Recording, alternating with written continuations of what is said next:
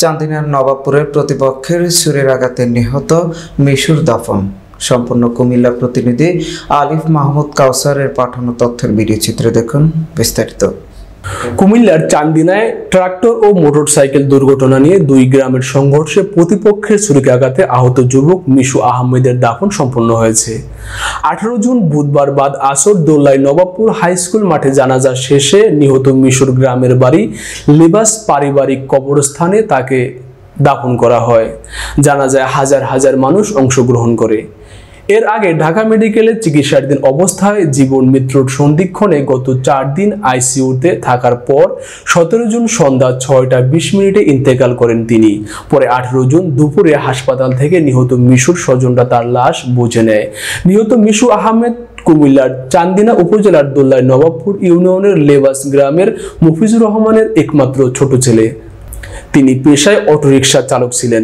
একমাত্র ভাইকে হারিয়ে বড় বোন মেহেরুন্নেসা মিতু বলেন, আমার ভাইকে চাপাতি দিয়ে কুপিয়ে ও উপর্যুপরি ছুরিকাঘাত করে আহত করার পর ঢাকা মেডিকেল কলেজ হাসপাতালে চিকিৎসাধীন অবস্থায় মৃত্যু ঘটে।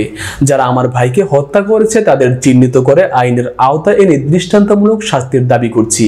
এই বিষয়ে চান্দিনা থানার অফিসার ইনচার্জ ওসি জাবেদ উল ইসলাম জানান, হত্যাকাণ্ডের মোটিভ উদ্ঘাটনে এবং ঘটনার সাথে জড়িতদের গ্রেফতারের পুলিশের একাধিক টিম মাঠে কাজ করছে।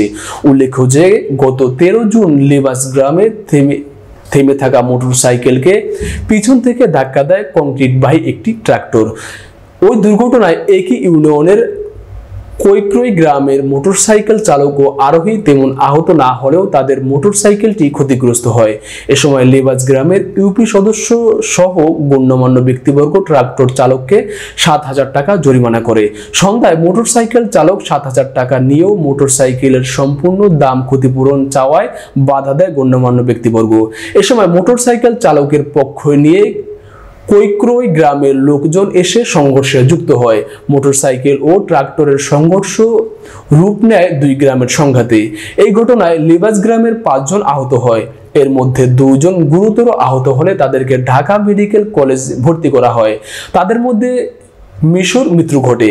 এদিকে মিশুর মৃত্যুতে এলাকায় থমথমে বিরাজ করছে এবং মিশু হত্যায় দোষীদের অনতিবিলম্বে দ্রুত গ্রেফতার করে সুষ্ঠু তদন্তের মাধ্যমে বিচার করে শাস্তির দাবি জানান এলাকাবাসী। অপেক্ষা করে আসামি ধরা পড়বে। আর এই ঘটনাটা একবার কে ঘটাইছে প্রথম থেকে সব আমরা পেয়ে গেছি। এটার বিচার মৃত্যুদণ্ড, যাবজ্জীবন সবকিছু হবে অবস্থা আমরা করলাম।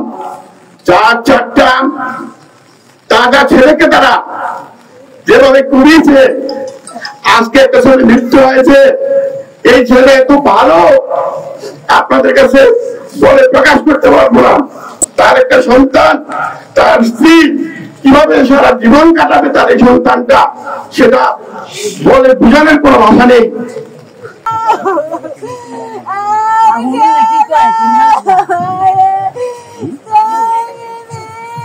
আপনি মিশুর কি হন? আমি মিশুর মা।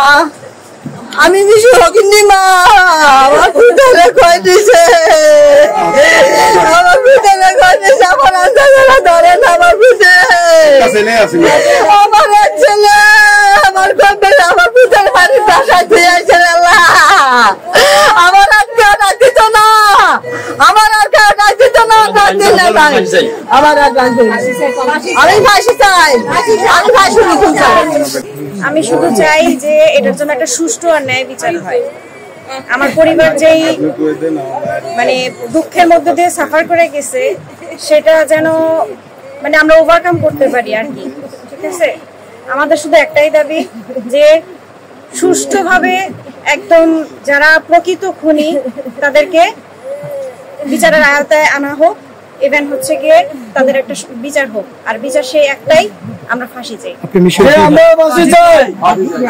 আমি হচ্ছে মিশুর বড় বোন। আমরা এক ভাই এক বোন। আমার ভাই তো চলে গেল। আর গত এই 5টা দিন আমি আমার ভাইকে বাঁচানোর জন্য অনেক চেষ্টা করছি, কিন্তু আমি রাখতে পারিনি আমার ভাইকে। আমার ভাই অনেক কষ্ট পেয়েছে, অনেক কষ্ট পেয়েছে আমার ভাই। যারা আমার ভাইকে এভাবে তিলে তিলে মারছে, আমি তাদের ফাঁসি চাই। শুধু একটাই আমার দাবি, আমার পরিবারের পক্ষ থেকে এবং সমগ্র গ্রামবাসীর পক্ষ থেকে একটাই আমার দাবি যে আমরা ফাঁসি চাই। এলাকাবাসী সবার কথা আমরা কি চাই? ফাঁসি চাই। অর্থাৎ আমরা চাই, আমাদের চান্দিনা উপজেলা প্রশাসন এখানে উপস্থিত আছে, ওনারা আমাদেরকে কথা দিয়েছে, আমরা খুবই ধৈর্য ধরেছি, শান্ত ছিলাম, আমরা আরো শান্ত থাকবো। ওনারা আমাদেরকে কথা দিয়েছে যে ওনারা এটা সুস্থ বিচার করবে এবং খুনিদেরকে অবশ্যই আইনের আওতায় এনে তারা ফাঁসির ব্যবস্থা করবে। সন্ত্রাসীদের কোনো স্থায়ী নেই, সন্ত্রাসীদের একমাত্র আশ্রয় করা হচ্ছে জেলখানা, এছাড়া কোনো জায়গায় এত স্থায়ী নেই। খুনিদের বিচার চাই, খুনিদের বিচার চাই।